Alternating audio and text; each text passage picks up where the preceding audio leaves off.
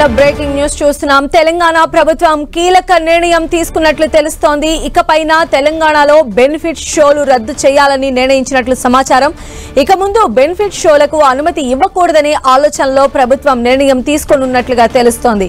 త్వరలోనే తెలంగాణలో బెనిఫిట్ షోలకు స్వస్తి చెప్పే దిశగా నిర్ణయం తీసుకుంటామని మంత్రి కోమటిరెడ్డి వెంకటరెడ్డి తెలిపారు.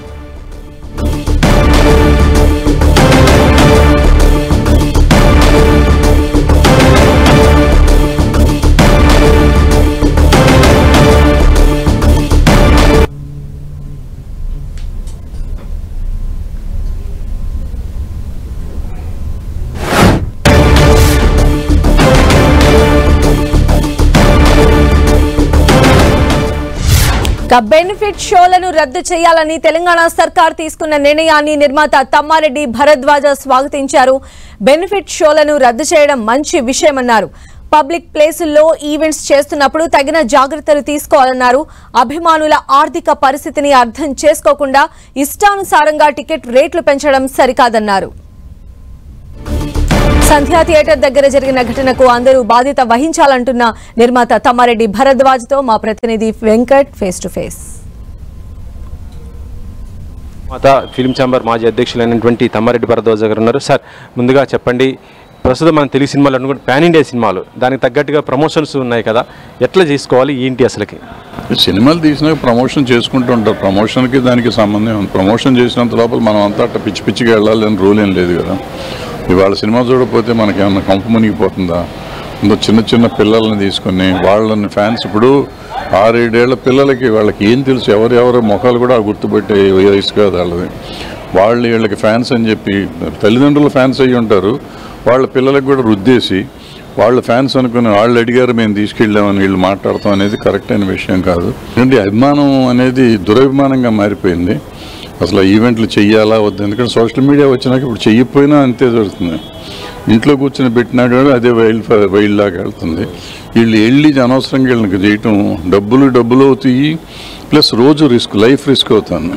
ఈ ప్రజల లైఫ్ వీళ్ళకి ఏమవుతుంది? వీళ్ళకి సెక్యూరిటీ ఉంటుంది. కానీ ఇప్పుడు సంధ్యా థియేటర్లో జరిగినటువంటి ఆ సంఘటనకు ఎవరు బాధ్యులు అనుకోవాలి సార్?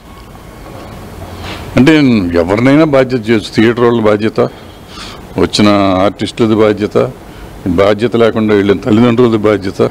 ఎందుకు ఫస్ట్ డే చూడకపోతే నాకు కొంప మునుగుతుందా? వెళ్ళి ఆ జనంలో తొక్కిసలాట్లా పిల్లల్ని తీసుకెళ్ళి, మనకి ఇంట్రెస్ట్ ఉంటే మనం వెళ్ళొచ్చు. పిల్లల్ని తీసుకెళ్ళి 1000 రూపాయలు టికెట్ పెట్టుకుని వెళ్ళి చూడాల్సినంత అవసరం ఉందా? అంటే నా డబ్బులు నా ఇష్టం అంటే ప్రాణం నీ డబ్బు, నీ ప్రాణం కాదు కదా. ప్రాణం పోయింది, ఇప్పుడు ఎవరిస్తారు? ప్రస్తుతం చూస్తుంటే మరి పర్మిషన్ ప్రభుత్వం ఇస్తుంది. టికెట్ రేటు పెంచుకొని బెనిఫిట్ షోకి పర్మిషన్ ఇస్తున్న ప్రభుత్వం, అందుకు తగ్గట్టుగా చర్యలు కూడా తీసుకోవాల్సిన బాధ్యత ఉంది కదా. అలాంటి వేలు ఎందుకు ప్రభుత్వాలు కూడా చేయడం?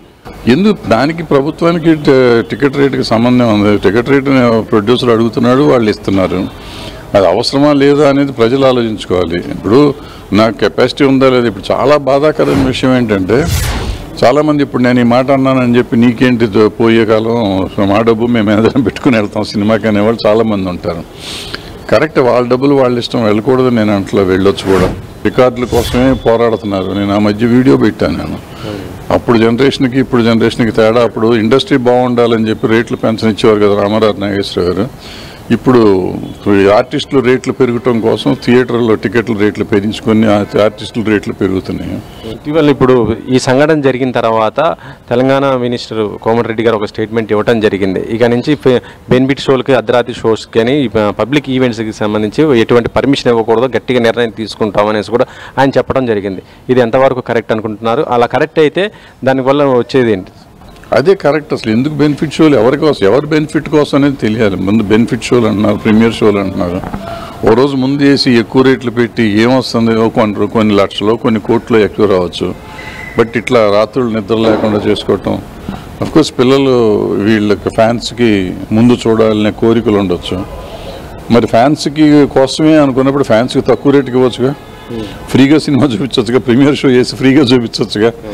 ఇప్పుడు ఈ పుష్పకే గతంలో దేవరకి ఇలాంటి సంఘటనలు జరిగాయి. ఇక వచ్చే కొత్త సంవత్సరంలో 3 పెద్ద సినిమాలు రిలీజ్ కాబోతున్నాయి. గేమ్ చేంజరు, ఆ తర్వాత డాగ్ మహారాజు, ఆ తర్వాత మరొకటి సంక్రాంతికి వస్తున్నాం. ఈ 3 సినిమాలు కూడా పెద్ద స్టార్స్ సినిమాలే. ఇప్పుడు ఇలాంటి సంఘటన జరిగిందంటే భవిష్యత్తులో జరగబోయే ఆ సినిమాలపైన ఎఫెక్ట్ ఏ విధంగా ఉంటుంది అనుకుంటున్నారు, వాళ్ళు ఎలాంటి జాగ్రత్తలు తీసుకోవాలి? ఎఫెక్ట్ ఏముండదు. ఈ సినిమా రేట్ పెట్టారు, ఒక సినిమాకి 1000 రూపాయలు 2000 పెడుతున్నారు. 1000 రూపాయలు ఆ అభిమాని పెట్టగలరా? ఆ అభిమాని తల్లిదండ్రులు భరించగలరా? వాళ్ళు ఎన్ని రోజులు, కొంతమంది పస్తులుండి 4 రోజులు 5 రోజులు పస్తుండి ఆ డబ్బులు తీసుకెళ్ళి దీంట్లో పెట్టుకునే వాళ్ళు ఉంటున్నారు. సో ఇవన్నీ మనం ఆలోచిస్తే పాపం వాళ్ళని చూస్తే జాలేస్తుంది. కానీ వాళ్ళ అభిమానం అటువంటిది. వాళ్ళ అభిమానాన్ని మనం తప్పుపడదామా? లేకపోతే వాళ్ళ అభిమానాన్ని ఎక్స్ప్లాయిట్ చేస్తున్నాం వీళ్ళని తప్పుపడదామా? లేకపోతే మేము ఎక్కువ డబ్బులు పెట్టాం కాబట్టి మా డబ్బులు రావాలనుకునే వాళ్ళ?